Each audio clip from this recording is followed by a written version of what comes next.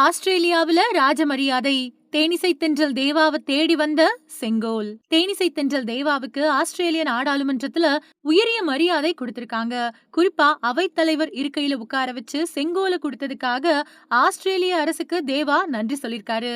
தமிழ் திரை இசையில பல சாதனைகளை புரிஞ்சுட்டு வரக்கூடிய தேனிசை தென்றல் அப்படின்னு ரசிகர்களால அழைக்கப்படக்கூடிய இசையமைப்பாளர் தேவாவ ஆஸ்திரேலிய தமிழ் கலை மற்றும் பண்பாட்டு மேம்பாட்டு மையம் சமீபத்துல கௌரவிச்சது.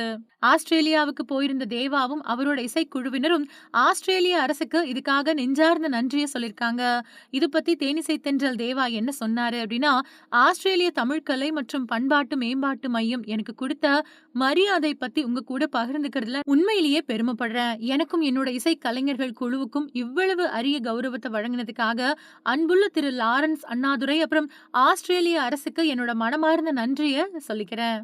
செப்டம்பர் 24ஆம் தேதி சாயங்காலம் ஆஸ்திரேலிய நாடாளுமன்றத்துல ரொம்பவே மரியாதையோட வரவேற்கப்பட்டு அவைத்தலைவர் இருக்கையில உட்கார வாய்ப்பு அளிக்கப்பட்டு மரியாதைக்குரிய செங்கோல் வழங்கப்பட்டுச்சு. இந்த தருணம் எனக்கு மட்டும் கிடையாது, உலகம் முழுவதும் இசை மற்றும் கலாச்சாரத்தை பரப்பிட்டு வரக்கூடிய ஒவ்வொரு தெற்காசிய கலைஞர்களுக்கும் இது சொந்தம். என்னோட அன்பான ரசிகர்கள் மற்றும் நலம் விரும்பிகளுக்கு இந்த பெருமை மிகு தருணத்துல மனமார்ந்த நன்றிகளை தெரிவிச்சுக்கிறேன். என்னோட 36 வருஷ இசை பயணத்துல உங்களோட அன்பும் ஆதரவும் எனக்கு ரொம்ப பெரிய பலமா இருந்துட்டு வருது.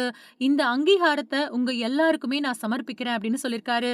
அது மட்டும் இல்லாம அங்க அவர் எடுத்துக்கிட்ட புகைப்படங்கள் மற்றும் வீடியோவையும் பகிர்ந்திருக்காரு. இது பல பேரோட கவனத்தை ஈர்த்திருக்கு. ரசிகர்கள் நிறைய பேர் அவருக்கு வாழ்த்துக்களையும் சொல்லிட்டு வராங்க.